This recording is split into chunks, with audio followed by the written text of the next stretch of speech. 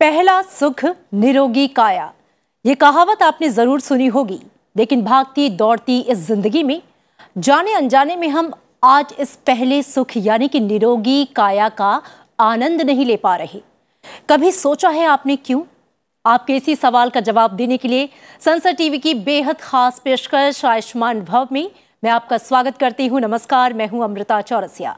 आयुष्मान भव इन मायनों में भी बेहद खास है क्योंकि हम आपको रूबरू करवाते हैं तीनों पैथी के विशेषज्ञों से, यानी कि आयुर्वेद, होम्योपैथी और एलोपैथी। इस कार्यक्रम के जरिए हमारे विशेषज्ञों से आप किसी भी मानसिक या शारीरिक समस्या का समाधान पा सकते हैं। कार्यक्रम में न सिर्फ आपको बीमारी का इलाज बताया जाता है बल्कि इससे बचने यानी कि प्रिकॉशंस के तरीके भी बताए जाते हैं। लेकिन उससे पहले आपसे एक सवाल, क्या आपको पीठ, कमर, कूल्हे, गर्दन या हड्डियों में अक्सर दर्द की शिकायत रहती है? आपका पोस्चर झुका हुआ है, मसूड़े में ढीलेपन की शिकायत है, हड्डियां इतनी कमजोर हो गई हैं कि खांसने या छींकने मात्र से हड्डियों में फ्रैक्चर हो जाता है? अगर आपका जवाब हाँ में है तो सावधान, ये ऑस्टियोपोरोसिस है। और आज हम साइलेंट किलर कही जाने वाली इस बीमारी यानी कि ऑस्टियोपोरोसिस यानी कि हड्डी की कमजोरी या यूं कहें कि हड्डी के टूटने की बीमारी से जुड़े हर पहलू पर विस्तार से बातचीत करेंगे। इस बीमारी पर बात करने के लिए संसद टीवी के स्टूडियो में तीनों पैथी के विशेषज्ञ मौजूद हैं। मेरे साथ मौजूद हैं डॉक्टर पीयूष कुमार, वरिष्ठ सलाहकार हैं, जाने माने हड्डी रोग विशेषज्ञ हैं, फेलिक्स अस्पताल। सर, स्वागत है आपका संसद टीवी में। साथ ही होम्योपैथी विशेषज्ञ के रूप में मेरे साथ हैं डॉक्टर अंजलि मिगलानी, आप सीएमओ हैं आयुष निदेशालय, दिल्ली सरकार। स्वागत है मैडम आपका संसद टीवी में। और साथ ही डॉक्टर नितिन अग्रवाल हैं, अध्यक्ष हैं ब्लिस आयुर्वेद, साथ ही आप उपाध्यक्ष भी हैं विश्व आयुर्वेद परिषद के। आप तीनों खास मेहमानों का बहुत स्वागत। और अपने दर्शकों को बता दें कि अगले 1 घंटे हम जुड़ेंगे आपके साथ, आपके सवालों के साथ, आपकी समस्याओं के साथ, उनका निदान करने के लिए। आप हमें कॉल कीजिए, हमारे नंबर टीवी स्क्रीन पर लगातार फ्लैश हो रहे हैं। आप हमसे संसद टीवी के यूट्यूब चैनल के जरिए भी लाइव जुड़ सकते हैं। अपने सवाल हमसे पूछिए, उसका जवाब देंगे हमारे विशेषज्ञ। तो ऑस्टियोपोरोसिस एक ऐसी बीमारी जो कि हड्डी को कमजोर करती है, और आपको बता दें कि जो WHO की रिपोर्ट है उसके अनुसार भी हर 5 में से 1 आदमी और हर 3 में से 1 औरत जो है वो ऑस्टियोपोरोसिस का शिकार है। इस बीमारी को साइलेंट किलर भी कहा जाता है। अपने विशेषज्ञों से हम विस्तार से हर पहलू पर बातचीत करेंगे, लेकिन उससे पहले आपको एक रिपोर्ट दिखाते हैं।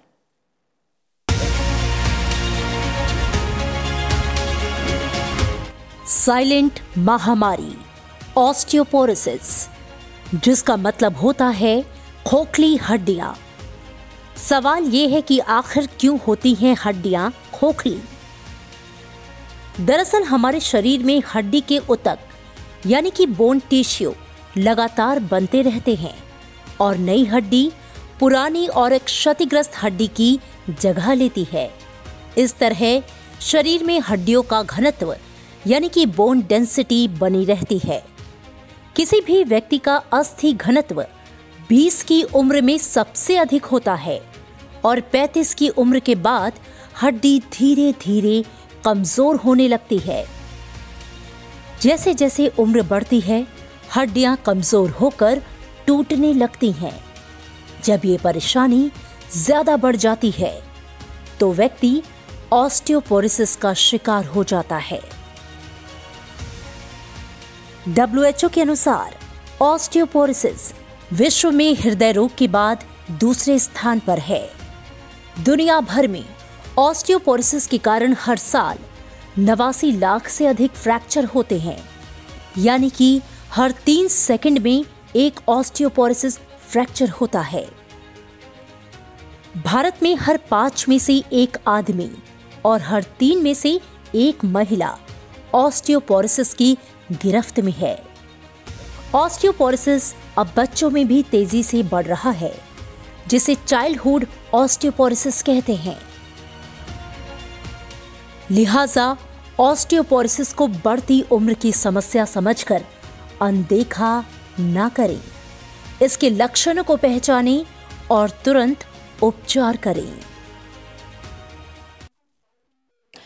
तो हम सब ये अच्छी तरीके से जानते हैं कि अगर हम किसी चीज को नजरअंदाज करते हैं तो वो हमारे लिए घातक साबित हो सकती है, और यही बात ऑस्टियोपोरोसिस के साथ है। कॉलर्स हमारे साथ जुड़ने लगे हैं। भगवान दास जो कि राजस्थान से जुड़ रहे हैं। सबसे पहले स्वागत है भगवान दास आपका, और आपका कौन सा सवाल है और आप किस पैथी के विशेषज्ञ से अपना जवाब, अपना समाधान चाहेंगे? जी, आपका कौन सा सवाल है?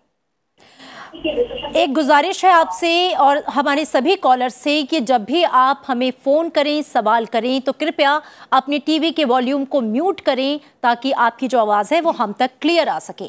आप अपना सवाल दोहराएं। नमस्ते मैडम। नमस्ते जी नमस्ते, बताइए। नमस्ते मैडम जी। भगवान दास जी, आपकी आवाज हम तक आ रही है। अपना सवाल बताइए और किस पैथी के विषय। मेरे जोड़ों में दर्द रहता है, मेरी सारी हड्डियां दुखती रहती हैं। जी, आपके जोड़ों में दर्द होता है, बदन की सारी हड्डियां जो हैं वो दर्द रहती हैं। किस पैथी के विशेषज्ञ से आप इसका जवाब चाहेंगे? होम्योपैथ, आयुर्वेद या एलोपैथ? और कौन? किसी से भी?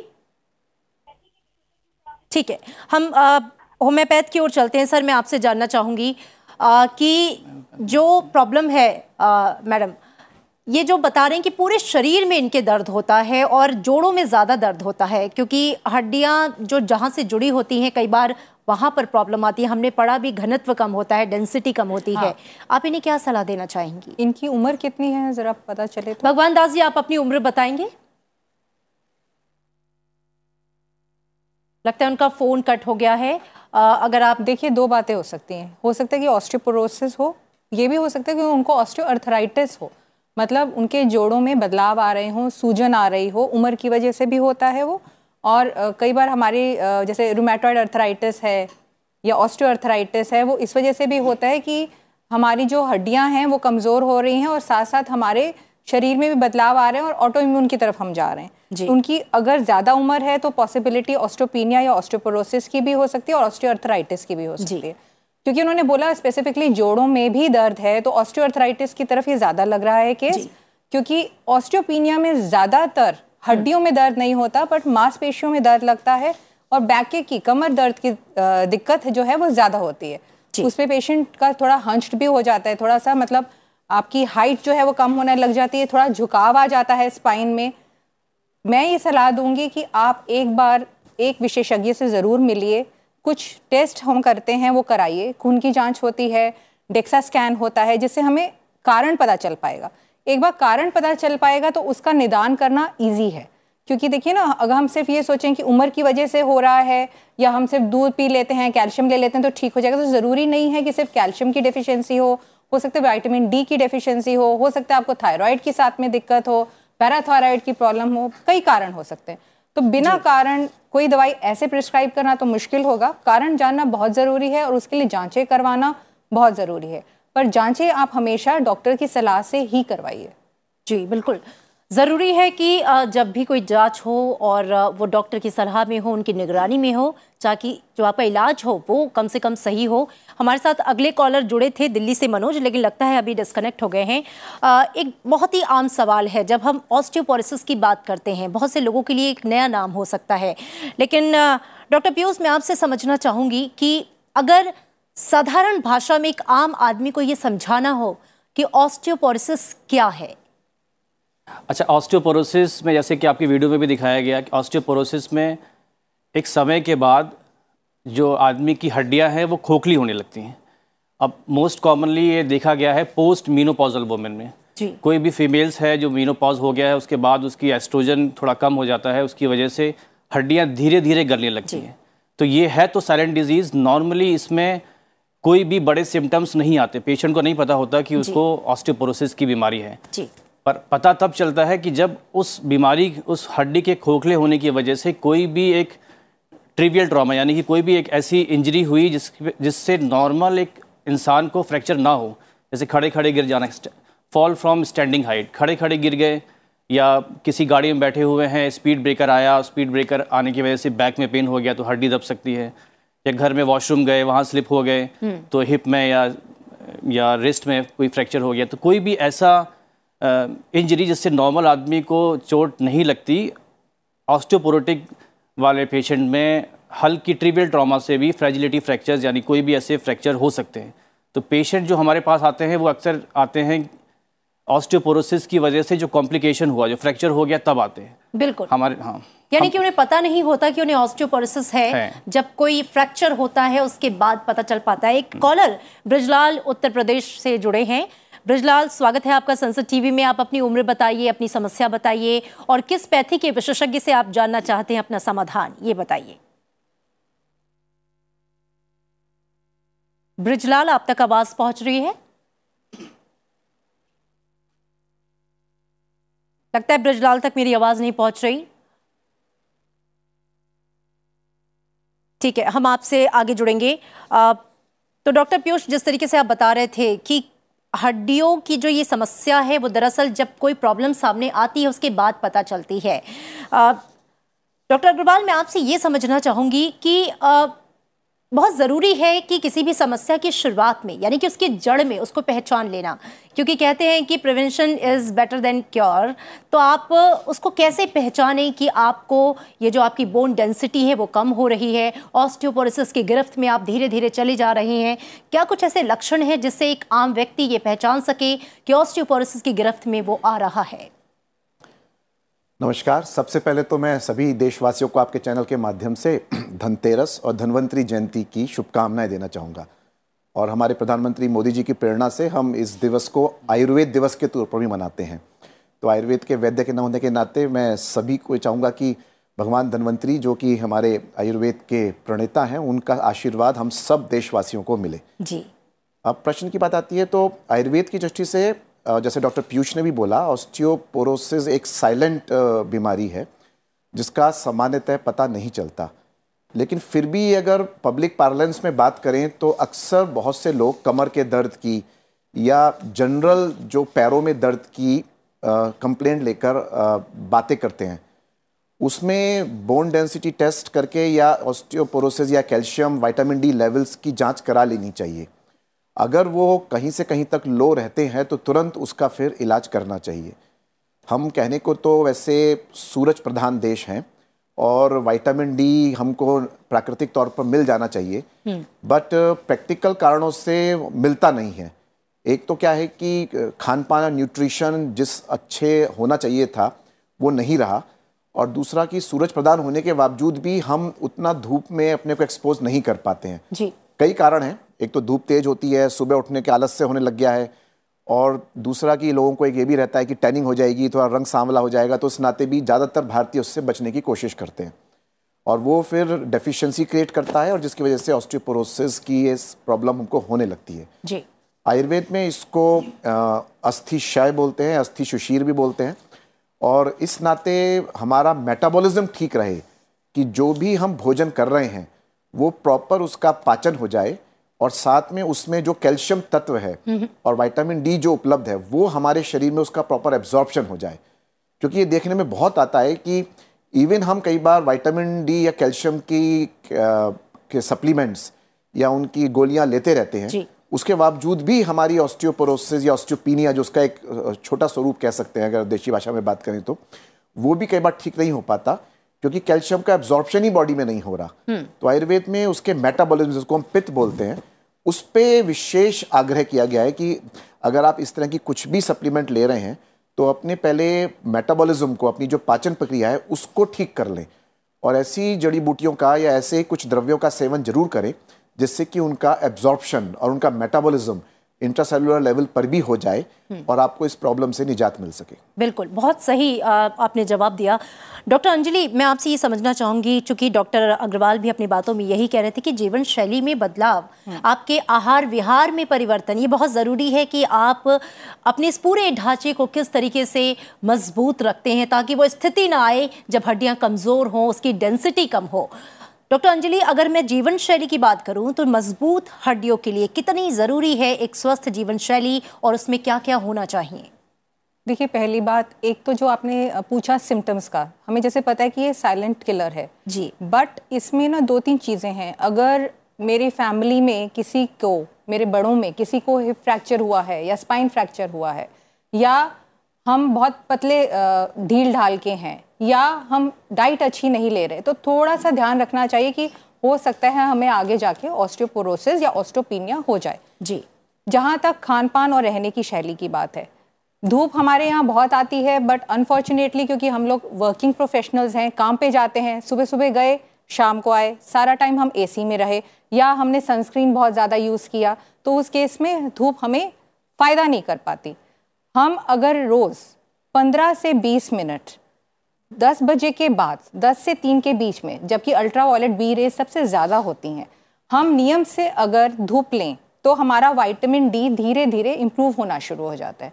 अगर हम अपने खाने में हरे पत्तेदार सब्जियां रखें, सर्दियों में बहुत कॉमन है, बहुत आसानी से मिलती हैं, हरी पत्तेदार सब्जियां, दूध, दही, पनीर, ऐसी चीज़ों का सेवन करें, अंडा खाएं, एग योक जो उसका पीला पार्ट होता है जो जनरली हम फेंक देते हैं ये सोच के कि इससे कोलेस्ट्रॉल बढ़ेगा और हमारा मोटापा पड़ेगा। अगर हम ये चीज़ें अपनी डाइट में रखें, फिश रखें, तो हमारी कैल्शियम की रिक्वायरमेंट भी काफ़ी हद तक पूर्ण हो सकती है। Strengthening exercises, weight bearing exercises, जिसमें हमारी मांसपेशियां स्ट्रांग होती हैं, बिल्कुल, जैसे रनिंग है, वॉकिंग है, वो करें, वेट बियरिंग डंबल्स करें, उतना जितना आपका शरीर अलाउ करता है। बहुत महत्वपूर्ण बातें आप बता रही हैं। माफ कीजिएगा, रोकना चाहूंगी क्योंकि कॉलर हमारे साथ जुड़ गए हैं। धर्मेंद्र हैं उत्तर प्रदेश से। धर्मेंद्र, स्वागत है आपका संसद टीवी में, और बताइए आपकी समस्या क्या है, आपकी उम्र क्या है और आप किस पैथी के विशेषज्ञ से अपना जवाब चाहते हैं? आयुर्वेद में ही हम चाहते हैं जी। हेलो जी, बताइए। जी धर्मेंद्र, आपकी आवाज हम तक आ रही है, अपने टीवी के वॉल्यूम को म्यूट करें और बताइए। जी, आयुर्वेद वाले डॉक्टर साहब से जानना चाहेंगे कि ये जॉइंट पेन के लिए बहुत सी दवाएं आयुर्वेद की आती हैं और विज्ञापन आते हैं, उनका उपयोग लोग करते हैं लेकिन उसके साइड इफेक्ट्स बहुत होते हैं, तो उसका उपयोग करना चाहिए कि नहीं करना चाहिए, और करें तो किसका करें, किसके संज्ञान में डॉक्टर की सलाह लेकर कोई भी दवा का सेवन करना चाहिए, चाहे वो आयुर्वेद हो, होम्योपैथ हो या एलोपैथ? डॉक्टर अग्रवाल, आपसे ये सवाल। ये भी एक हाइंडसाइट में एक नेगेटिव पार्ट है कि एडवर्टाइजमेंट के बेस पे आप आयुर्वेद की दवाइयों को, औषधियों का सेवन करें। वो कोई भी आयुर्वेद का वैद्य या चिकित्सक सलाह नहीं देता, आपको किसी अच्छे आयुर्वेदिक विशेषज्ञ से सलाह लेनी ही चाहिए। और कई बार क्या होता है कि एडवर्टाइजमेंट बेस पे रहता है तो ओवरडोजिंग हो जाती है, हमने उसको खाली पेट ले लिया या हमने उसके साथ प्रॉपर अनुपान नहीं लिया, ये सब स्थिति की वजह से ये साइड इफ़ेक्ट्स महसूस होते हैं। अदरवाइज आयुर्वेदिक औषधियों से कोई साइड इफेक्ट हुआ नहीं करता, साइड बेनिफिट्स होते हैं। लेकिन जब इस तरह की कई बार ओवरडोजिंग है, अब तो आप दूध भी अगर आप ज़्यादा पियेंगे तो नुकसान दे जाएगा जी। तो वो सबको तो ध्यान रखने की ज़रूरत है, उसके लिए एक अच्छे चिकित्सक से परामर्श लेने का मैं आग्रह करूँगा आपसे। दूसरा क्या है कि जैसा उन्होंने बोला कि देखिए ये तो फैक्ट है कि ये इस बीमारी का बहुत पता नहीं चलता। फ्रैक्चर का तो हम वेट नहीं करेंगे कि फ्रैक्चर होगा तब आप अपना जांच करा रहे हैं ऑस्टियोपोरोसिस की है। वैसे एक सर्टेन एक लाइफस्टाइल है, अगर हमारा नहीं है, जैसे कि डॉक्टर साहब ने बोला कि भाई अगर हम बिल्कुल ही कमरों में बैठते हैं, एसी में बैठते हैं, धूप का एक्सपोजर बहुत कम है, खान पान हमारा बहुत ठीक नहीं है, पेट हमारा बहुत ठीक नहीं रहता, तो निश्चित रूप से ये जान लेना चाहिए कि हम प्रोन हैं ऑस्टियोपोरोसिस के। तो उसके लिए हमको अपने खान पान में इसका उपयोग करना चाहिए। जैसे सूर्य नमस्कार, क्यों हमारे यहाँ बोला गया कि सुबह उठ के आप सूर्य नमस्कार करें? वो योग की एक बहुत ही बेसिक एक्सरसाइज है लेकिन बहुत महत्वपूर्ण है। पूरे शरीर की तो एक्सरसाइज और सारी मांसपेशियों को तो शिथिल करती ही है, लेकिन साथ में उसके सारे मंत्र हम देखते हैं तो सूर्य देवता को, जिसको कहते हैं ना, उनका एक तरह से मंत्र हैं। क्यों? क्योंकि हमको जो सनलाइट मिलेगी और हम कम कपड़ों में या हल्के कपड़ों में जब उसको अपने छत की टेरेस पे या बालकनी में या गार्डन में कहीं पे कर पाते हैं, तो निश्चित रूप से हम एक तरह से विटामिन डी का सेवन कर रहे हैं और ऑस्टियोपोरोसिस की समस्या का पहला निजात में अपने एक स्टेप उठाया। इसके अलावा हमारे खान पान के अंदर जैसे दूध है, पनीर है, टोफू की चीज़ें हैं, जो लोग शाकाहारी लोग हैं विशेषकर उनको ये दिक्कत ज़्यादा आती है, तो वो लोग जैसे स्पिनच है जो को पालक बोलते हैं, बिल्कुल। तिल है, अब तिल के लड्डुओं का हमारा मकर संक्रांति में विशेष प्रावधान रहता है। हमें सोचना चाहिए कि हम क्यों करते हैं ये सब चीज़, क्योंकि तिल और शर्करा के साथ मिलके जब उसका सेवन करते हैं तो it is considered one of the richest source of calcium for vegetarian people. तो वो भी जब हम करते हैं, जैसे कि अगर 1 चम्मच हमने अगर तिल का सेवन किया तो उसमें लगभग 55 मिलीग्राम कैल्शियम आता है, जो कि हमारी डेली जो हमारी रिक्वायरमेंट है उसका 10 to 15% हमको मिल गया। तो अगर हम इस तरह की कई चीज़ें करते रहते हैं तो बाकी चीज़ों में भी दिक्कत नहीं आती और हम अपनी जो लाइफस्टाइल के माध्यम से हम अपनी ऑस्टियोपीनिया, ऑस्टियोपोरोसिस की प्रॉब्लम को सॉल्व कर सकते हैं। आपका भी जो प्रश्न है तो दवाइयों के लिए तो मैं फिर बोलूँगा कि किसी अच्छे आयुर्वेद चिकित्सक से परामर्श कर लीजिए और आपको उसके लाभ मिलेगा, कोई साइड इफेक्ट महसूस नहीं होगा। बिल्कुल, भारत की जो खान पान शैली है, जो हमारे त्योहार हैं, उसमें भी बहुत सी ऐसी चीज़ें हैं जो बीमारियों से लड़ने की ताकत देती हैं। ज़रूरत है तो उसे पहचानने की। चिराग उत्तर प्रदेश से अगले कॉलर जुड़ गए हैं। चिराग, स्वागत है आपका, बताइए आपका सवाल। सभी डॉक्टर को नमस्कार जी सर, मेरा क्वेश्चन ये था कि मेरी मम्मी को ना ग्रेड 2 का ऑस्टियोआर्थराइटिस बताया है। अभी नी वगैरह में कोई पेन नहीं है, अभी मेडिसिन पे हैं। तो मेरा क्वेश्चन था कि इनमें कैल्शियम की डेफिशिएंसी कैसे कम की जाए या क्या अभी सिचुएशन होगी, थोड़ा सा इस पे एक्सप्लेन कर दीजिए सर। जी, तो आप किस पैथी से अपना जवाब चाहेंगे? Thank you ji doctor Piyush, आप इनको जवाब दीजिए, चूंकि इनकी मम्मी को ये डिडक्ट हो चुका है कि ऑस्टियोपोरोसिस की वो शिकार हैं, और जो इनका सवाल है उसका जवाब आपसे। इनका सवाल ये था कि ग्रेड 2 में इनको आर्थराइटिस का बताया गया है। तो ग्रेड 2 में अक्सर जो जॉइंट पेन होता है उसका बड़ा कारण यूरिक एसिड के बढ़ने की वजह से भी होता है। तो अगर आर्थराइटिस बताया गया है तो अगर उनकी मदर की है तो कैल्शियम तो उनको लेना चाहिए, कैल्शियम और विटामिन डी का सेवन तो करें, और एक अपना यूरिक एसिड का भी सुबह खाली पेट टेस्ट जरूर कराएं। ग्रेड 2 में पेन होने का सबसे बड़ा कारण एक यूरिक एसिड की वजह से भी है, और मेरे हिसाब से कैल्शियम और विटामिन डी खाना चाहिए और अपना यूरिक एसिड का टेस्ट कराएं। मुझे लगता है चिराग आपको आपके इस सवाल का जवाब मिल गया होगा, और शुक्रिया। और अगली कॉलर हमारे साथ जुड़ गई है ऋतु, जो कि उत्तर प्रदेश से हैं। ऋतु, स्वागत है आपका संसद टीवी में। और आपकी जो समस्या है या जिसके लिए आप ये सवाल पूछ रही हैं, कृपया करके उनकी उम्र बताएं और अपना सवाल बताएं। साथ ही ये भी बताएं कि आप किस पैथी के विशेषज्ञ से जानना चाहते हैं। मैडम, ये हम अपने से संबंधित और पूछना चाहते हैं, और हमारी एज है 30 है, और हमारी एरियो में दर्द होता है लगभग 3-4 साल से, और उसमें जो है जहाँ हम लोग औरतें जहाँ कलर लगाती हैं उसी जगह पे हमको दर्द होता है। जब हम ज्यादा चल लेते हैं, ये पेन हमको कम से कम 4 सालों से है, और इसका इलाज हम एलोपैथी में करा चुके हैं, मगर जितने दिन दवाई खाते हैं उतने दिन ठीक रहता है, बाकी फिर दर्द वैसे ही शुरू हो जाता है। और ये हमारे बाएं हाथ मतलब बाएं पैर की एड़ी में ज्यादा होता है, और दाहिने में बहुत चलने पे रेयरली होता है। तो अभी तक आप आयुर्वेद से चाहती हैं, तो अभी तक जो आपका इलाज चल रहा था वो किस पैथी का था? वो हम कम से कम 6 महीने पहले किया था, वैसे छोड़ दिया। बहुत हार्ड दवाइयाँ थी, वो एलोपैथी से हमने किया था। ठीक है, तो अब आप आयुर्वेद से चाहती हैं इसका जवाब। डॉक्टर अग्रवाल, इनकी समस्या का समाधान बताइए। देखिए, इनका जो कहना है कि इसको नहीं कहा जा सकता, जैसे उन्होंने बोला कि इनको ऑस्टियोपोरोसिस की प्रॉब्लम है, प्रोबेबली ऑस्टियोआर्थराइटिस भी हो सकती है, उसके ये ज़्यादा क्लोज अपने को अपने सिम्टम्स बता रही हैं। तो उसके लिए तो क्या है कि आयुर्वेद में जैसे योगराज गुग्गुल है या त्रियोदशांग गुग्गुल, इस तरह का सेवन कर सकती हैं। और कुछ अच्छे जो आयुर्वेदिक ऑयल हैं, चाहे वो महानारायण तेल है, चाहे वो विश्वगर्भ तेल है, उनकी लगा के और हल्के हाथों से उसकी मसाज करें। ये भी एक फैक्टर है कि कई बार हम लोग जब तेज या प्रेशर मसाज करते हैं तो कई बार प्रॉब्लम एग्रीवेट हो जाती है, और उसमें फिर लोगों को लगता है कि नहीं, ये आपने मसाज कर ली, ये गलत कर दिया। तो आयुर्वेद में कभी प्रेशर मसाज का विधान नहीं बताया गया है, ऑयल एप्लीकेशन का विधान है, जिसको कि हल्के हाथों से किया जाए। अगर ये ऐसे करेंगी तो निश्चित रूप से इनको उसका लाभ मिलेगा। और ज़्यादा प्रिसाइज जाने के लिए तो ऑफ कोर्स किसी एक अच्छे आयुर्वेदिक चिकित्सक से परामर्श करें और थोड़ा लग के इलाज करें, क्योंकि क्या है कि आयुर्वेद का एक बेसिक सिद्धांत है कि जब हम आर्थराइटिस या ऑस्टियोपोरोसिस का ट्रीटमेंट कर रहे होते हैं तो हम साथ साथ बोन्स की, इसको अस्थि धातु बोलते हैं आयुर्वेद में, उसकी हीलिंग कर रहे होते हैं। तो healing always take some extra time.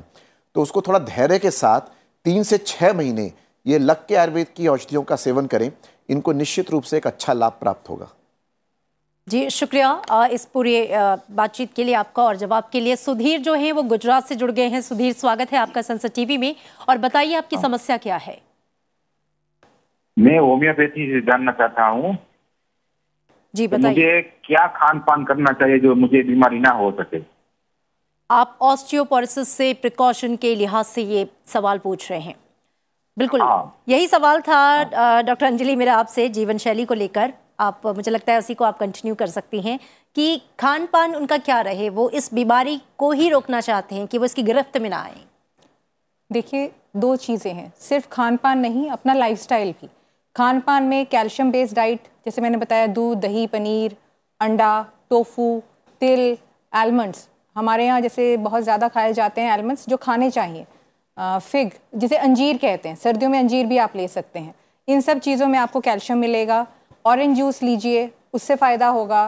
Fortified foods आते हैं आजकल, हर चीज़ में आप देखेंगे ना लिखा होता है थोड़ा सा इसमें कैल्शियम एडेड है या विटामिन डी एडेड है, वो लेंगे, उससे आपको फ़ायदा होगा।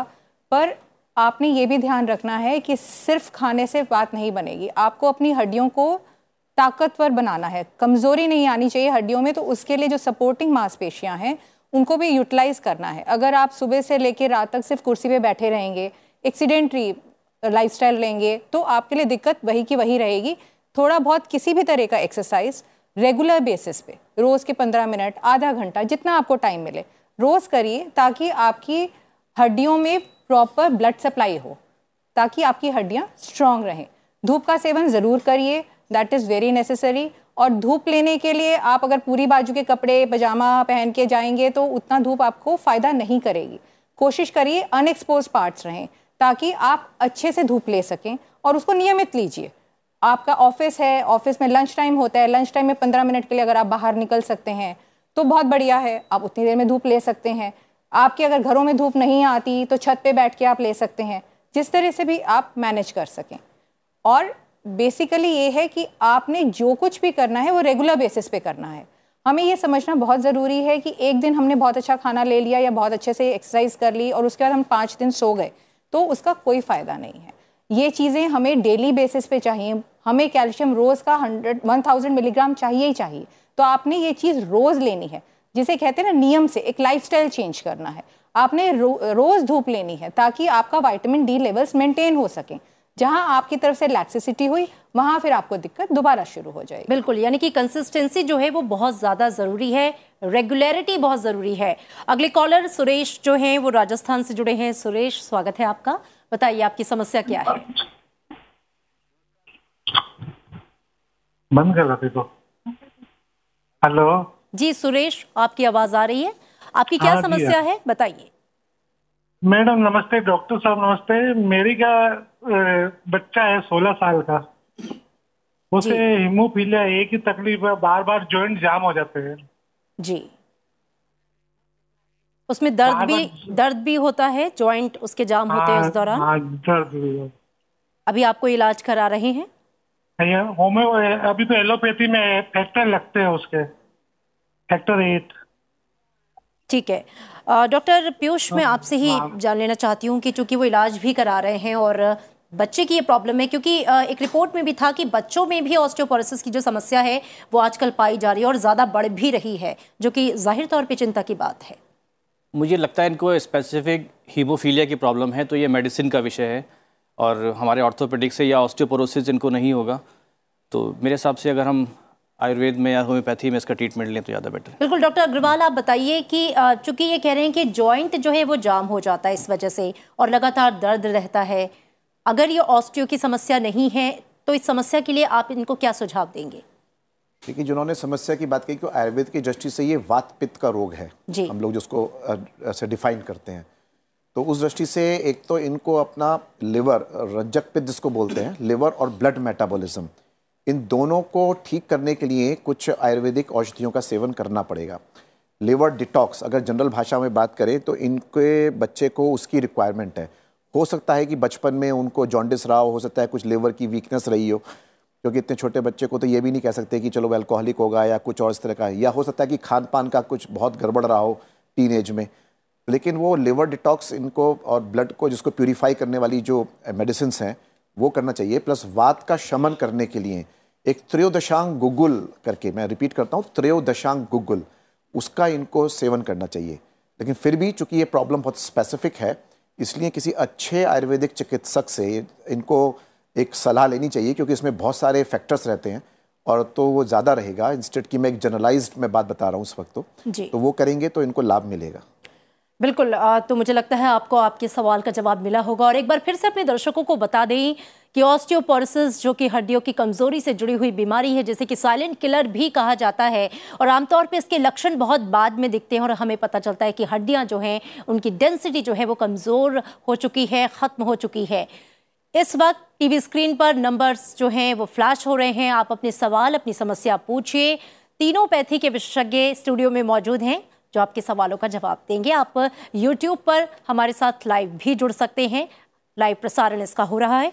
और अगला सवाल मेरा आपसे है डॉक्टर पीयूष कि जैसा कि मैंने कहा था, चूंकि हालांकि इस बच्चे की बीमारी ऑस्टियो से जुड़ी हुई नहीं थी, लेकिन एक रिपोर्ट के मुताबिक आजकल ऐसे मामले बहुत ज़्यादा सामने आ रहे हैं। बच्चों में ऑस्टियोपोरोसिस की बीमारी, वो बच्चे जो कि बढ़ती उम्र के हैं, जिनकी हड्डियां ग्रो कर रही हैं, और 20 की उम्र में तो कहा जाता है कि जो बोन्स की डेंसिटी होती है वो अपने चरम पे होती है, उसके बाद धीरे धीरे उसका क्षरण शुरू होता है 35 के बाद। लेकिन बच्चों में बोन की इतनी बड़ी प्रॉब्लम क्यों, कैसे, और इसका निदान क्या? बच्चों में ऑस्टियोपोरोसिस होने की संभावना वैसे बहुत कम है, बहुत रेयर है।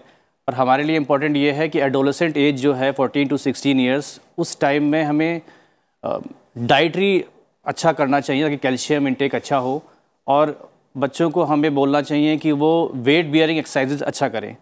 उस एज में अगर हमारा जो पीक बोन मास जो है एक एडोलेसेंट एज में आता है, अगर हमारा उस एज में अगर हमारा बोन मास अच्छा है तो फ्यूचर में भी हमें ऐसे ऑस्टियोपोरोसिस की प्रॉब्लम नहीं रहेगी। तो एक जो एडोलेसेंट एज है उसमें हमारी डाइटरी इंटेक कैल्शियम का अच्छा होना चाहिए, और उस वक्त हमें बोलना चाहिए कि वो एक्सरसाइज करें। वेट बियरिंग एक्सरसाइज मीन्स कि कोई भी एक्सरसाइज जैसे वॉकिंग या रनिंग ऐसा करेंगे। साइकिलिंग का इतना रोल नहीं है, पर हमें वेट बियरिंग एक्सरसाइजेस पे ज़्यादा ध्यान देना है, और डाइटरी यंग बच्चों में डाइटरी इंटेक अच्छा होना चाहिए। बिल्कुल, यानी कि वो माँ बाप ज़रूर इस बात का ख्याल रखें, क्योंकि आजकल ऑनलाइन स्टडी ज़्यादा है, बच्चे बैठ यानी कि सिटिंग बहुत ज़्यादा कर रहे हैं, फिजिकल एक्टिविटी बहुत ज़्यादा ज़रूरी है। डाइट तो अच्छी होनी ही चाहिए, कैल्शियम इंटेक होना ही चाहिए, लेकिन बच्चों की फिजिकल एक्टिविटी पे ध्यान दें ताकि बोन मजबूत हो। अगले कॉलर जो हैं हमारे सुरेश हैं महाराष्ट्र से। सुरेश, आपका स्वागत है संसद टीवी में, और बताइए आपका सवाल क्या है। और प्लीज सभी से गुजारिश है सुरेश आपसे भी कि टीवी के वॉल्यूम को कम कर दें। कमर में जी, मेरे को कमर में बहुत दर्द है और जोड़ों में दर्द है जी, और पैरों में बहुत तकलीफ है चलने के लिए। हाँ, कमर में, जोड़ों में और तो पैरों में दर्द है जी, कमर में। ठीक है, आपकी समस्या को हम पूछते हैं। डॉक्टर अंजलि, आप जिस तरीके से बता रहे हैं, हालांकि मुझे लगता है कि ये एक उम्र की भी तकलीफ होती है। मैं आपसे जानना चाहूंगी आपकी उम्र क्या है? क्या आप मेरी आवाज सुन पा रहे हैं? लगता है फोन कनेक्ट हो गया है, लेकिन कई बार एक उम्र के बाद ये समस्या बड़ी आम होती है, और हम देख रहे हैं कि हमारे आसपास हर घर में जो बुजुर्ग लोग हैं उनको ये समस्या है, कमर दर्द, पैर दर्द, कूल्हों का दर्द। आप इनको क्या सलाह देना चाहेंगी? देखिए, मोस्ट प्रॉबेबली इनको हो सकता है ऑस्टियोपेनिया हो, जिसमें कि आपकी हड्डियां कमज़ोर हो जाती हैं। हो सकता है ऑस्टियोपोरोसिस तक ना बात गई हो, और साथ में हो सकता है इनको ऑस्टियोआर्थराइटिस भी हो, जिसमें कि आपके जो वेट बियरिंग जॉइंट्स हैं, जैसे आपके घुटने हैं, एंकल्स हैं, उनमें पेन आना शुरू हो जाता है। प्रॉब्लम इज़ कि हम लोग जो है, जो हमारे बुज़ुर्ग भी हैं, पहले एक कल्चर होता था सारे मिलके नीचे उतरेंगे, घूमेंगे, सैर करेंगे। अब सब लोग होम बाउंड हो गए, घर में ज़्यादा बैठने लग गए, स्पेशली कोविड के बाद। तो उसमें आप जितना अपने शरीर को कम यूज़ करते हैं, जितना आपका शरीर वज़नदार है, उसमें आपके जो वेट बियरिंग जॉइंट्स हैं उन पे वज़न ज़्यादा पड़ता है।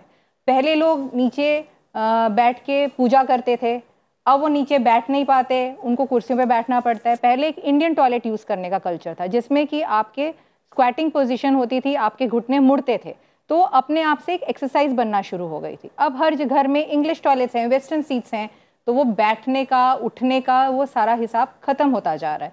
मैं ये कहूँगी कि आप धीरे धीरे जितना चल सकते हैं चलिए, थोड़ा सा अपने आप को एक्टिव करिए, 15-20 मिनट, आधा घंटा घूमने ज़रूर जाइए, धीरे धीरे पेस से चलिए पर चलिए ज़रूर। और अपने खान पान में कैल्शियम बेस्ड डाइट ज़्यादा लीजिए, थोड़ा सा धूप का सेवन करिए ताकि आपको विटामिन डी भी मिलता रहे। रिलैक्स बॉडी रखिए, रिलैक्स माइंड रखिए, मन से बहुत ज़्यादा परेशान ना रहें। और अगर आपको कोई अंडरलाइंग प्रॉब्लम है, जैसे आपको हो सकता है थायराइड की दिक्कत हो सकता है आपको पेट की कोई दिक्कत हो, अगर वैसा भी कोई कारण है तो उसका इलाज ज़रूर करवाइए। बिल्कुल। और अगली कॉलर जो है वो सीमा है उत्तर प्रदेश से।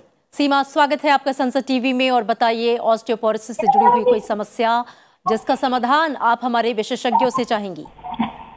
हाँ नमस्ते मैम। जी नमस्ते। हाँ मैम, मेरा सवाल मतलब ये है कि मेरे कमर में बहुत दर्द हो रहा है, 2-3 साल से दर्द हो रहा है। सीढ़ियों से गिर गया था, बहुत दर्द हो रहा, और फिर दवा भी लेकर आए, खा रहे, नहीं आ। सीढ़ियों से गिरने के बाद ये दर्द शुरू हुआ है? हाँ मैम, 2-3 बार। क्या आपने एक्सरे कराया कि कहीं आपको हेयरलाइन फ्रैक्चर ना हो? नहीं मैम, ऐसा मतलब एक्सरे नहीं करवाए थे, ऐसे दवा ले ला रहे, खा रहे हैं तो नहीं आराम हो रहा। ठीक है डॉक्टर पीयूष, आप क्या समझ पा रहे हैं, क्योंकि सीढ़ियों से गिरी भी हैं, जैसा कि मैंने कहा कि कहीं हेयरलाइन फ्रैक्चर ना हो। इनका एज बताएंगे आप? सीमा, आपकी एज? हाँ मैम, मेरी एज 18 साल है। 18 साल। हाँ, 18 ईयर्स में तो ऑस्टियोपोरोसिस होने के चांसेस नहीं हैं। अब ये सीढ़ियों से गिर गए हैं तो सबसे पहले तो इम्पोर्टेंट ये है कि आपको अपने अगल बगल जाके एक एक्सरे कराना तो ज़रूरी है जी। पर अगर बहुत सीवियर पेन नहीं है तो गिरने से क्या हो सकता है, या तो बोन में इंजरी होगी या मसल्स में इंजरी होगी, जैसे कहते हैं सॉफ्ट टिश्यू इंजरी। तो हो सकता है आपको सॉफ्ट टिश्यू इंजरी रही हो और उसको जाने में थोड़ा सा समय तो लगेगा। इसके लिए आप अपने घर पे गर्म पानी की सिकाई कर सकते हैं, हॉट वाटर बैग से सिकाई करें, कुछ दिन रेस्ट करें, और कोई भी ऐसे आगे झुकने वाला अवॉइड फॉरवर्ड बेंडिंग, आगे झुकना और भारी सामान ना उठाएं।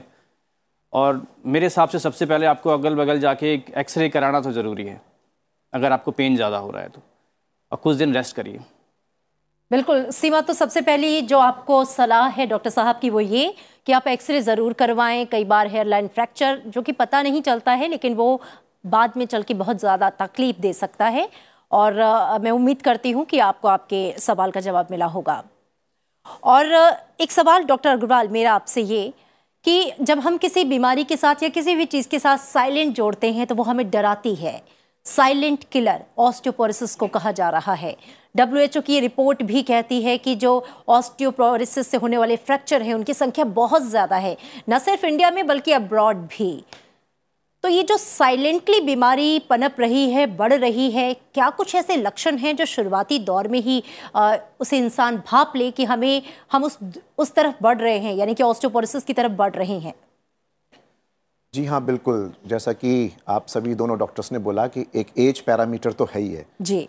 तो उसका तो अगर हम उस एज ब्रैकेट में आ गए हैं, मतलब कि हम 45-50 के ऊपर जाने लग गए हैं, तो हमको थोड़ा सा अपने शरीर के प्रति, अपनी हड्डियों के प्रति तो केयरफुल हो ही जाना चाहिए जी। महिलाओं में ऑस्टियोपोरोसिस ज़्यादा होता है, स्पेशली पोस्ट मेनोपॉजल वीमेन में, बिल्कुल, क्योंकि वो हार्मोनल चेंजेस होते हैं जिसकी वजह से एस्ट्रोजन लेवल्स नीचे गिरते हैं और उसकी वजह से हड्डियों से कैल्शियम निकलता है, विटामिन डी डेफिशिएंसी होती है और वो उसके लिए प्रोन होती हैं। विकसित देशों में भी, चूँकि मैं यूरोप और अमेरिका काफ़ी जाता हूँ आयुर्वेद की दृष्टि से, तो मुझे पता है कि वहाँ एक मेजर प्रॉब्लम है ये ऑस्टियोपोरोसिस और मेनोपॉज को डील करना। लेकिन उसके लिए अगर हम कुछ सप्लीमेंट्स लें, क्योंकि जब आयुर्वेद के बेस्ड हों चाहे कैसे हो, तो अच्छा लाभ देते हैं। हम जो आयुर्वेद की जो सलाह भी देते हैं आयुर्वेद में, उसमें कई ऐसी हर्ब्स बताते हैं, जैसे शतावरी है या वराहीकंद जिसको डायस्कोरिया बोलते हैं, उनका सेवन महिलाओं को विशेष तौर पर बताते हैं, क्योंकि ये दोनों ही ऐसी हर्ब्स हैं जिनके अंदर कुछ ऐसे फाइटो केमिक तत्व पाए जाते हैं जो कि एस्ट्रोजन को मिमिक करते हैं और उससे बॉडी का जो नॉर्मल जो एस्ट्रोजन लेवल है वो नॉर्मलाइज होता है और जो मेनोपॉज के जो सिम्टम्स हैं वो भी मिनिमाइज होते चले जाते हैं, जिसकी वजह से हमको ऑस्टियोपोरोसिस में भी लाभ मिलता है। तो महिलाओं को तो ये विशेष तौर पर इसका ध्यान रखना ही चाहिए। और रही बात जनरल बातों की, जैसे मैंने पहले भी शुरू में बोला था, बॉडी कुछ साइंस देती है, जैसे कि कमर में दर्द आ गया या पैरों में एक जनरलाइज्ड पेन आ जाता है कई बार चलते चलते, या हाथों में जैसे कहते हैं ना जकड़न सी आने लगती है कभी कभी, वो ठीक हो जाती है थोड़ी देर में अपना आप ही। लेकिन वो साइंस हैं जिसमें कि हम ये अगर जांच भी करा सकते हैं, अदरवाइज हम स्वतः भी अपने खान पान को दुरुस्त करके या फिर कुछ ऐसे सप्लीमेंट्स लेके उसको ठीक कर लें। बाकी विटामिन डी और कैल्शियम का तो रिलेटिवली उसका टेस्ट करा ही लेना चाहिए। अगर उसके साइंस लो हैं तो उसको लेना ही चाहिए हमको। ये कुछ ऐसी चीज़ें हैं जिसको निश्चित रूप से प्रिवेंशन के तौर पर ये हमारी काफ़ी मदद करते हैं, तो वो मेरे ख्याल से करना ही चाहिए। बिल्कुल, बचाव बहुत ज़्यादा ज़रूरी है। लगता है डॉक्टर पीयूष कुछ कहना चाह रहे थे, मैं आपके पास आऊँगी। सर, एक कॉलर जुड़ गया है, हम उनको पहले ले लेते हैं। अवनीश उत्तर प्रदेश से हैं। अवनीश, बताइए आपका सवाल क्या है। मैम, हम असल में मैं जो है फील्ड वर्क करता हूँ, वेटरनरी डॉक्टर हूँ, और जो है जब मैंने दोपहर लगभग 12-1 बजे तक तो शरीर बिल्कुल सही रहता है, नॉर्मल रहता है जी। उसके बाद से जो है मतलब घुटनों के नीचे जो है पैर बिल्कुल थक होने शुरू हो जाते हैं, और जो जहाँ पे बेल्ट बनती है ना, यहाँ पे हल्का पेन होना शुरू हो जाता है, और जो पैर के निचले जोड़ होते हैं यहाँ पे पेन होना शुरू होता है। ठीक है, ठीक है, हम आपका सवाल लेते हैं। डॉक्टर पीयूष, आप जो कहना चाह रहे थे उसे भी ऐड कर दीजिएगा और इनके सवाल का जवाब भी। देखिए, इनको मेरे हिसाब से इनको अपना कैल्शियम इनटेक लेना चाहिए। अगर अब डाइटरी ले रहे हैं तो अच्छी बात है, अदरवाइज़ एक टैबलेट कोई भी कैल्शियम की अपना स्टार्ट करिए। और विटामिन डी भी, क्योंकि आपको इवनिंग टाइम में जब काम करने के बाद पेन हो रहा है, तो अपना विटामिन डी का भी डोज स्टार्ट करिए। वंस अ वीक, हफ्ते में 1 दिन 1 टैबलेट लेनी होती है। आप 2 से 3 महीने का अपना विटामिन डी का कोर्स करें। और रात में सोने से पहले अगर आपको इस तरह पेन हो रहा है तो सोने से पहले हॉट वाटर बैग से अपना सिकाई करिए। तो मेरे हिसाब से कैल्शियम और विटामिन डी इनटेक लेंगे अपना, तो आपको इस प्रॉब्लम से निजात मिल जाएगी। बिल्कुल। और जो अगले कॉलर हैं हमारे साथ, उनका नाम है आशीष। स्वागत है आशीष आपका संसद टीवी में। पंजाब से आप हमारे साथ जुड़े हैं, बताइए आपका सवाल क्या है, क्या है आपकी समस्या।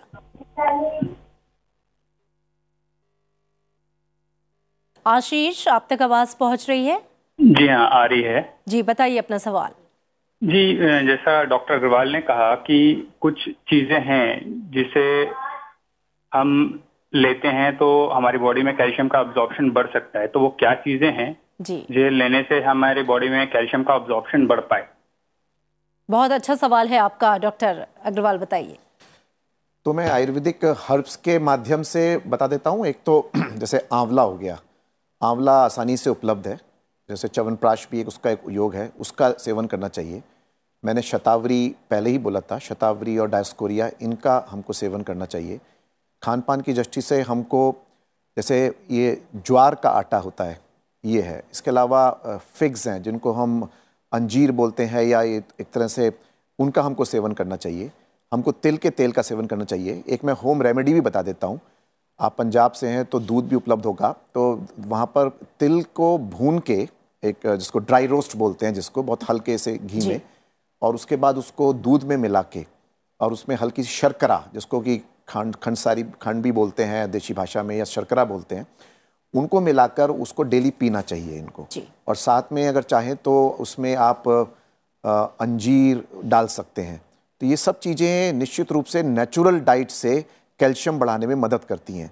फलों में भी नाशपाती, जिसको पेयर्स बोलते हैं, ऑरेंज है, ऑरेंज से भी हमको विटामिन सी, जो कि मदद करता है एब्जॉर्प्शन में, इम्यूनिटी को भी इम्प्रूव करता है, साथ में विटामिन डी, ये दोनों चीज़ें मिलती हैं, और कैल्शियम भी उपलब्ध होता है। हमको साथ में स्पिनच, पालक जिसको बोलते हैं, जो पत्ते की सब्जी, अब तो मौसम भी आ रहा है उस चीज़ का, तो उसका भी हमको सेवन करना चाहिए। तो इस तरह की अगर तभी जो खान पान की चीज़ों का हम सेवन करेंगे तो वो कर सकते हैं।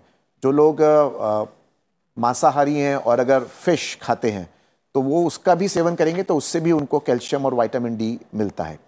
मैं साथ में एक और चीज़ ऐड करूँगा कि भारत की ही ये विधा है, हमको ये संस्कार जिसको ब्रह्म मुहूर्त में उठने का, ये डालना पड़ेगा। और ये कुछ हद तक हम सूर्य नमस्कार, जो जिसमें देखिए हम सूरज देवता को अर्घ तो देते हैं पूजा पाठ करने के बाद, लेकिन उसके महत्व को भी समझें, और उसके महत्व को समझते हुए हम ये सब चीज़ों को, काम को करना शुरू करेंगे तो निश्चित रूप से हम विटामिन डी को भी इम्प्रूव कर पाएंगे और अपने कैल्शियम इंटेक को भी इम्प्रूव कराएंगे, और ये जितनी भी जो प्रॉब्लम्स हैं ऑस्टियोपीनिया, ऑस्टियोपोरोसिस की, उससे निजात पा पाएंगे। मुझे लगता है आपको आपके सवाल का जवाब मिला होगा। और डॉक्टर अंजलि, मैं आपका रुख करना चाहूँगी। विटामिन डी एक ऐसा सोर्स है जो सूर्य से सबसे ज़्यादा मिलता है, और ये विडंबना है या फिर ये कह लीजिए कि मजबूरी है लोगों की। कई बार हमारी टाइमिंग्स ऑफिस की ऐसी होती हैं कि हम बहुत ज़्यादा सूर्य के संपर्क में नहीं आ पाते हैं, और डिफिशियंसी बच्चों में भी, बड़ों में भी, बुजुर्गों में भी हम देख रहे हैं। क्या और ऑल्टरनेटिव सोर्सेज हैं विटामिन डी के जिसके ज़रिए इसकी डिफिशियंसी को कम किया जा सके? देखिए, अनफॉर्चुनेटली विटामिन डी हमें सन से मिलता है। कुछ फोर्टिफाइड फूड्स का एक कॉन्सेप्ट है जिसमें कि हमें मिल सकता है, बट ऑरेंज जूस है एक, उससे मिल सकता है, पर बहुत ज़्यादा विटामिन डी के रिसोर्सेज नहीं हैं जी। इसमें इसीलिए हम हमेशा इनकरेज करते हैं कि बच्चे अगर वीडियो गेम खेल रहे हैं तो उनको उठाएं और बोलें बाहर जाके खेलो, साइकिलिंग करो, धूप में खेलो। बेसिकली यही सब चीज़ें हैं। सन इज़ वेरी इंपॉर्टेंट, धूप लेना बहुत ज़रूरी है। कैसे कर सकते हैं वो, मतलब दिनचर्या के हिसाब से how much it is possible वो करना चाहिए। कई लोग अब जैसे वर्किंग है, आपने बताया नहीं जा पाते हैं रोज़, बट संडे का एक दिन है, छुट्टी है, तो एटलीस्ट उस दिन तो एक वो बना ही लें कि ठीक है हमने 1 घंटा धूप में रहना है, धूप में चलना है, धूप में बैठना है। That can be done ji. Calcium rich foods जैसे डॉक्टर साहब ने भी बताया, हरी पत्तेदार सब्जियां हैं, वो सब लेना ज़रूरी है, क्योंकि देखिए विटामिन डी जो हमें सन से मिलता है दैट इज़ वेरी पोटेंट, उसका बहुत ज़्यादा लाभ है। अगर हम ये सब नहीं कर सकते तो विटामिन डी की सप्लीमेंटेशन आती हैं, दवाइयाँ आती हैं, जैसे डॉक्टर साहब ने बताया हफ्ते में 1 दिन 3 से 4 महीने ज़रूर लें, उससे भी फ़ायदा होता है। बट अपने आप से ना लें, एक बार टेस्ट ज़रूर कराएं, पता करें कि एक्चुअल में डेफिशिएंसी है या नहीं। कई बार ये होता है कि आपके शरीर में आप कैल्शियम अच्छा ले रहे हैं, आपके बॉडी में कैल्शियम लेवल्स भी ठीक हैं, बट वो कैल्शियम आपकी बॉडी यूटिलाइज नहीं कर पा रही। उस केस में आयुष की पद्धतियाँ आपको बहुत हेल्प करती हैं, जैसे होम्योपैथी में भी है दवाइयाँ, ऐसी ही दवाइयाँ हैं हमारे पास जिसमें कि आप जो भी कैल्शियम ले रहे हैं या विटामिन डी सप्लीमेंटेशन ले रहे हैं उसका उतना लाभ आपको मिले। क्योंकि पर्पस तो ये है ना कि आप खा रहे हैं फिर भी फ़ायदा नहीं हो रहा, तो वो पर्पस सॉल्व नहीं होता। उन दवाइयों से फ़ायदा होता है, जैसे आयुर्वेदिक में डॉक्टर साहब ने बताया, उन मेडिसिन से फ़ायदा होता है जो एसिमिलेशन, जो एब्जॉर्प्शन जो है गट में, इंटेस्टाइन्स में, उसका एब्जॉर्प्शन बढ़ा देती हैं। उससे आपको जो भी आप अपनी डाइट में ले रहे हैं उसका फ़ायदा ज़्यादा होता है। थोड़ी बहुत किसी भी तरह की कोई ना कोई एक्सरसाइज ज़रूर करें। बिल्कुल, तो बहुत ज़रूरी है, क्योंकि एनर्जी का जो सबसे बड़ा सोर्स है वो सूर्य है, और हमारे यहाँ तो सूर्य की पूजा का प्रचलन है, क्योंकि सूर्य है तभी जीवन है। और डॉक्टर अग्रवाल, आप कुछ इसमें ऐड करना चाहते हैं? मैं इसमें डाइट में इसमें ऐड कर रहा था, तो जैसे कि कुछ चीज़ें बड़ी सरलता से उपलब्ध हैं, जैसे कि अर्जुन की छाल है तो वो उपलब्ध होती है। जैसे एक जड़ी बूटी होती है, उसको हड़जोड़ बोलते हैं, साइसस जी, उसकी भी उपलब्धता है। उसमें एक स्पेशल प्रॉपर्टी है जो कि बोन के फ्रैक्चर्स को भी और बोन के मेटाबॉलिज्म को काफ़ी ठीक नेचुरल तरीके से वो दुरुस्त करती है जी। तो ऐसी जड़ी बूटियों का काढ़ा भी पी सकते हैं। अगेन, जब मैं काढ़े की बात करूंगा तो डोज बहुत इंपॉर्टेंट है, इसलिए मैं बोल देता हूँ ये वाली बात, क्योंकि कई बार ओवर डोजिंग नुकसान देती है। आयुर्वेद की जड़ी बूटियां नुकसान नहीं देती, उसकी ओवर डोजिंग नुकसान देती है। तो उसमें क्या करें कि आप आधी चम्मच अर्जुन की छाल और आधी चम्मच हड़जोड़ की जो स्टेम होती है उसको हम रात में भिगो के रख लें। नहीं भी भिगो पाते हैं तो सुबह उसको 1 गिलास पानी में उबाल लें, और जब वो आधा रह जाए या 1/3 रह जाए तब उसको छान के उस काढ़े को खाली पेट या एज ए हर्बल टी उसको गरम गरम पिएं। तो ये सब चीज़ें भी काफ़ी लाभकारी होती हैं। और अर्जुन की छाल के तो अनक बेनिफिट है कि वो हार्ट के लिए भी बहुत अच्छी मानी जाती है। तो ये सब चीज़ें अगर हम दिनचर्या में कर पाते हैं, स्पेशली ऐसे लोग जो कि उस ब्रैकेट में आते हैं या प्रोन हैं ऑस्टियोपीनिया, ऑस्टियोपोरोसिस के, तो उनको निश्चित रूप से इन चीज़ों का लाभ मिलेगा। बहुत महत्वपूर्ण जानकारी हमारे विशेषज्ञ साझा कर रहे हैं दर्शकों के साथ। और रामकमल हमारे साथ जुड़ गए हैं जो कि उत्तर प्रदेश से हैं। स्वागत है आपका रामकमल जी, बताइए आपका सवाल। मेरा वही सवाल है ना, मेरे पिताजी का करीब 5 रामकमल जी, चूंकि आपकी आवाज़ जो है वो हम तक स्पष्ट नहीं आ रही, आप अपनी टीवी के वॉल्यूम को म्यूट करें, कम करें और उसके बाद दोबारा दोहराएं। हेलो जी, बताइए। मैं वही कह रहा था ना, मेरे पिताजी की तबीयत मतलब 5-6 साल से गिर गया। 5 से 6 साल से पिताजी को प्रॉब्लम है, क्या प्रॉब्लम है?